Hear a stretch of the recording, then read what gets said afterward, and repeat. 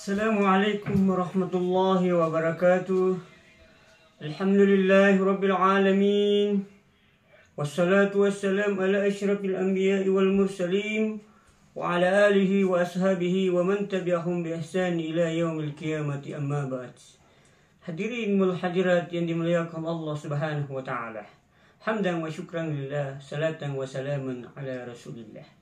Mari kita tidak pernah berhenti bersyukur kehadirat Allah Subhanahu wa taala, yang mana pada kesempatan yang sangat baik ini Allah masih meminjamkan nikmatnya kepada kita, sehingga alhamdulillah kita bisa beraktivitas seperti biasanya.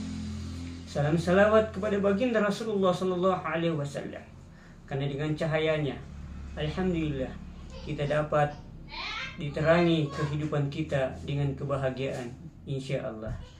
Begitu cahaya Rasulullah sallallahu alaihi wasallam, sehingga alhamdulillah kehidupan kita dapat mendapatkan kebahagiaan serta kesenangan yang insyaallah semuanya akan bernilai ibadah di sisi Allah Subhanahu wa taala berkat petunjuk dan ajaran Rasulullah sallallahu alaihi wasallam.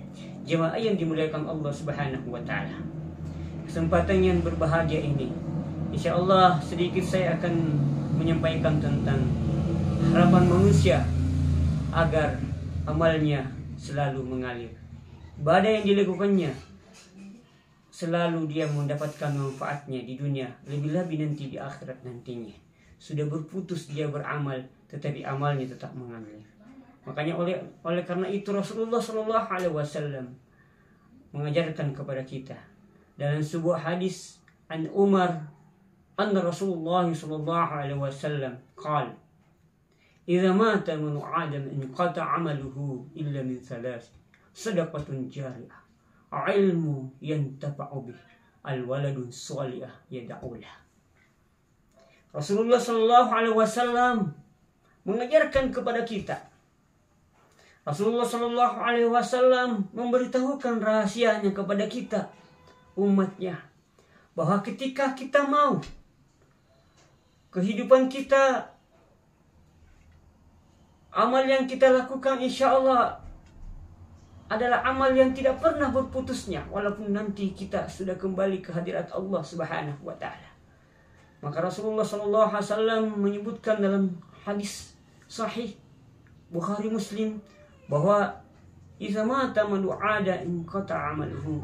Semua anak Adam yang meninggal itu sudah terputus amal ibadahnya, illa min salatin, kecuali ada 3 yang tidak akan pernah berputus. Yang manakah itu? Al-awwal sadaqatun jariyah, yaitu sedekah atau amal-amal jariyah. Apa yang termasuk sedekah jariyah? Sedekah jariyah itu adalah apa yang kita lakukan, harta yang kita keluarkan, kita manfaatkan untuk di jalan Allah, ikhlas karena Allah Subhanahu wa taala, maka sepanjang kita manfaatkan, yang kita bantu itu, maka insya Allah sepanjang itu pula akan mengalir pahalanya di hadapan Allah Subhanahu wa taala. Contoh kecil, ketika kita menyumbang ke madrasah, selama madrasah itu dipergunakan dengan baik, maka sepanjang itu pula jamaah yang berbahagia, kita akan mendapatkan pahalanya atau nilai-nilai ibadahnya di sisi Allah Subhanahu wa taala.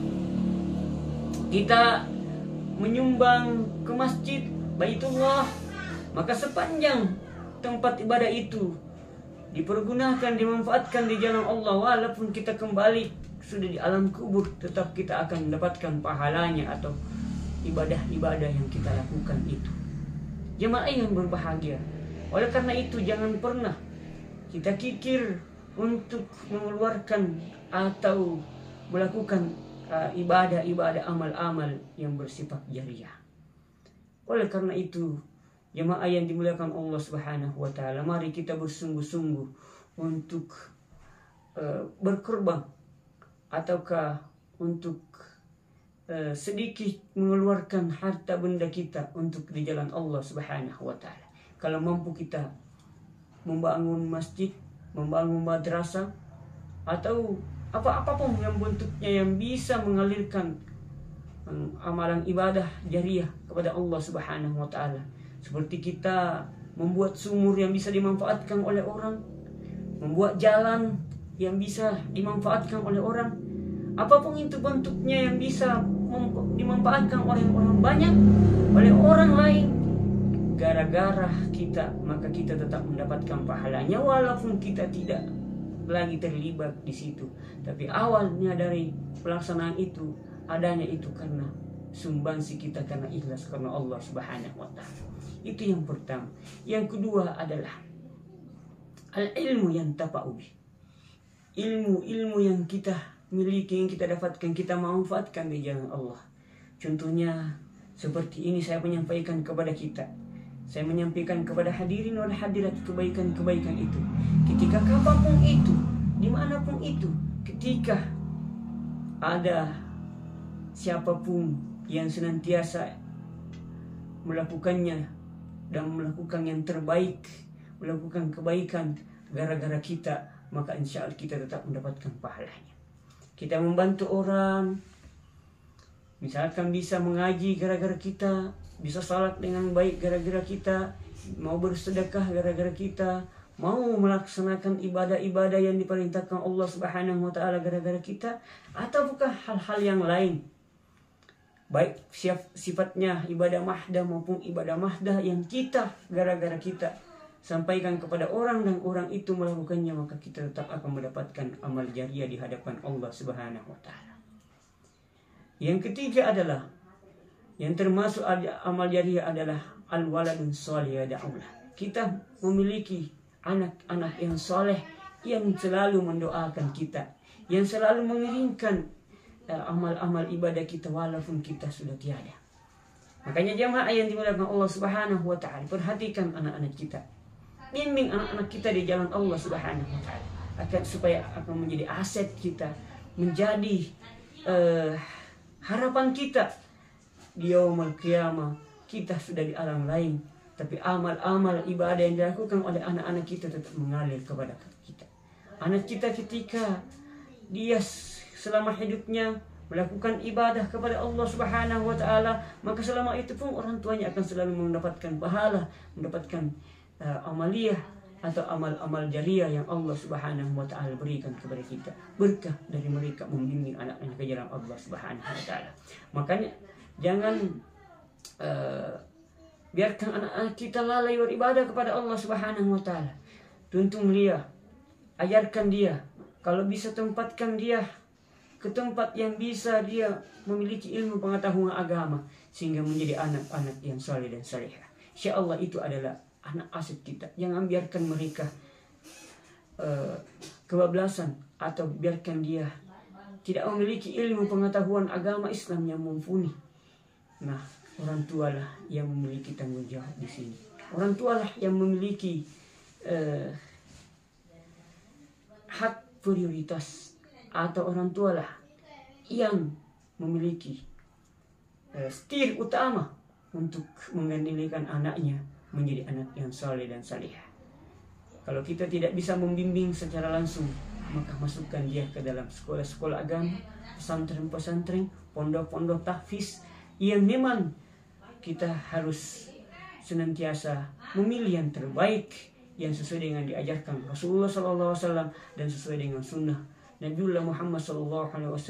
Dan tentunya kita harus memiliki kriteria-kriteria di pondok mana, di lembaga mana yang kira cocok dengan apa yang diajarkan oleh Rasulullah SAW.